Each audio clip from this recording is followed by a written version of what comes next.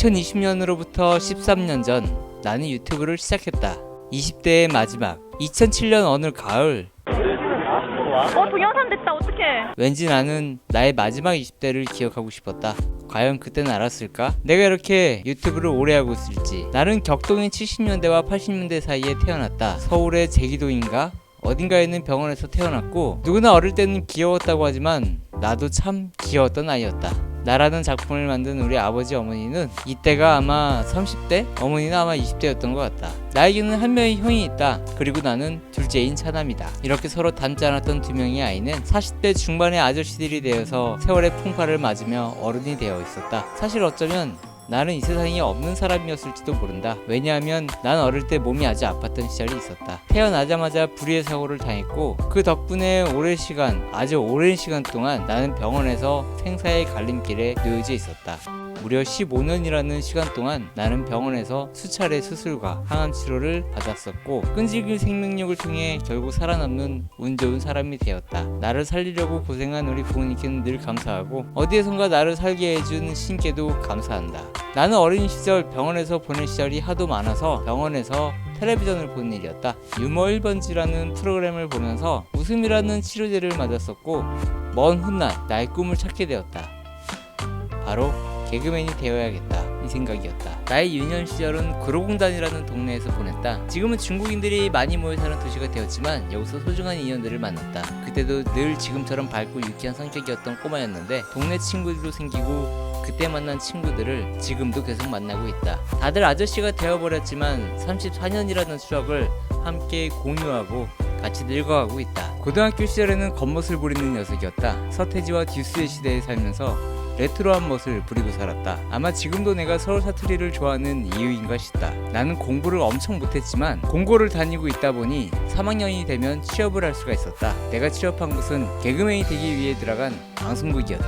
하지만 방송국 외주 조명팀이었고, 이때 당시 유행하던 방송 프로그램들을 접했었다. 가장 인기 있었던 남자 셋 여자 셋이라는 프로그램의 조명팀 막내로 1년 동안 일을 했었다. 그리고 명지전문대학 연극영상과에 운 좋게 들어가게 되었다. 개그맨이 되고 싶었던 나는 전유성을 웃겨라라는 프로그램에서 쓴맛을 보게 되었고, 개그맨 공채 시험에서도 탈락의 쓴맛을 보게 된다. 꿈을 잃어버린 이유, 내게 영웅 같은 사람이 나타났다. 어딘가 우스꽝스러워 보이는데 말 한마디 없이 사람을 웃겼다 울렸다 하는 이 남자. 100년의 시간이 흘렀는데도 잊혀지지 않고 기억되는 이 남자. 그래서 나는 찰리 채플린이 되기로 마음먹었다. 대학을 졸업하고 나는 마임의 세계에 빠져들었다.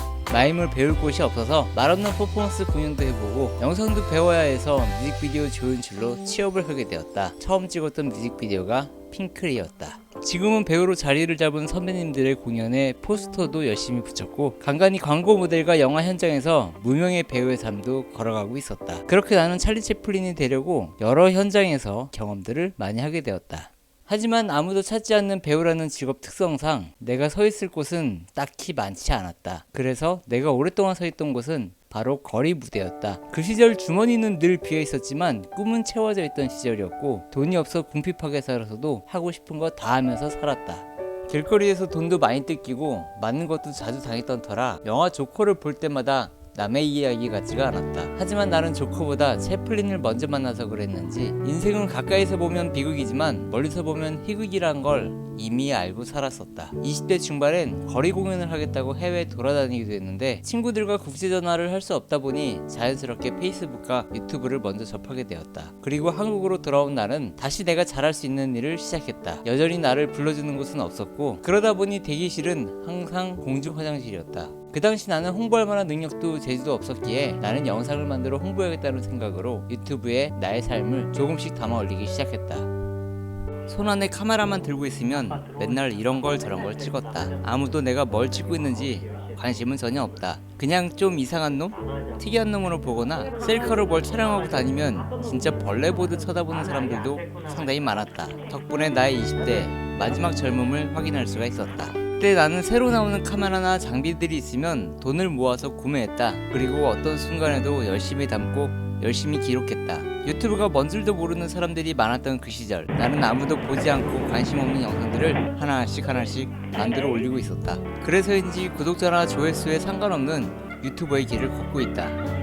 나는 유튜브를 하는 전략 따위가 없다. 그냥 열심히 기록하는 걸 좋아할 뿐이다. 내가 가진 카메라로 누군가의 이야기를 담기도 하고 나의 생각들이 그때 당시에는 이런 생각으로 살았구나 하는 기억 저장소 같이 만들어가고 있다. 예술을 하다 보니 기술에 자연스럽게 관심이 있었던 나는 내 영웅이던 찰리 채플린에서 스티브 잡스로 갈아타게 되었다. 덕분에 배우로 실패했던 나는 디지털 전문가로 방송에 출연을 하게 되었고 아무도 응답하지 않던 시간들을 보내며 계속 영상을 만들고 있었다. 대신 내 주변에 영상이 필요한 사람들에게 나의 재능을 발휘했다. 항상 카메라 앞에 서고 싶었던 나는 어느덧 카메라 뒤에서 다른 사람들의 삶을 담고 있는 사람이 되어가고 있었다. 젊을 땐 내가 주인공이 되고 싶었지만 점점 성장을 하면서 누군가를 주인공으로 만들어주고 싶은 생각이 들었다.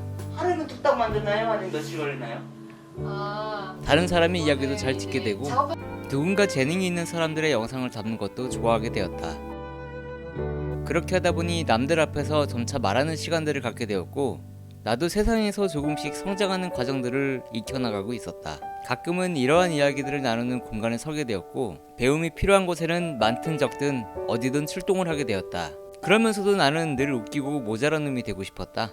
무한도전의 또라이 콘테스트에 참가할 정도였으니 나는 예전이나 지금이나 달라진 것은 그냥 온라인과 오프라인의 차이일 것 같다. 지금도 나는 유튜브에서 광대처럼 내가 하고 싶은 걸 하고 산다. 그런데 생각해보니 나는 나의 이야기를 유튜브에 한 번도 해본 적이 없다. 그냥 사람들은 내가 웃음이 많고 행복하고 밝은 아저씨로 느낄 수 있겠지만 그건 맞는 얘기다. 나는 예나 지금이나 사람들에게 웃음을 주고 싶은 사람이다. 가끔은 내가 싫어서 구독을 취소하거나 욕을 하는 사람들도 종종 있겠지만 그래도 아직까진 나에겐 잠재적인 친구들이 많다고 생각을 한다. 솔직히 말하면 언젠가 열심히 하면 알아주겠지 하는 마음으로 한다. 그게 벌써 13년이라는 시간이 흐르고 있다. 그렇게 나의 시간은 40대 중반을 달리고 있다. 유튜브 대표도 한때 만나보고 떡상이라는 기대감도 있었다. 열정이 넘치고 흥이 많아서 팔딱거리던 시절도 있었고 지금은 이렇게 살라고 해도 죽어도 못할 것 같다. 만약 누군가가 유튜브를 시작하려고 한다면 유튜브를 하는 게 너무 힘들어서 포기하고 싶다면 지름길이 아니라도 좋으니 자신이 가고 싶은 길을 갔으면 한다. 성공해서 잘나가고 멋진 삶을 살고 싶겠지만 그냥 소소하게 이렇게 기록을 남기는 일이 쌓이다 보면 아마도 당신도 누군가 당신을 기억할 것이다. 언제나 기록은 기억을 남기는 법이니까.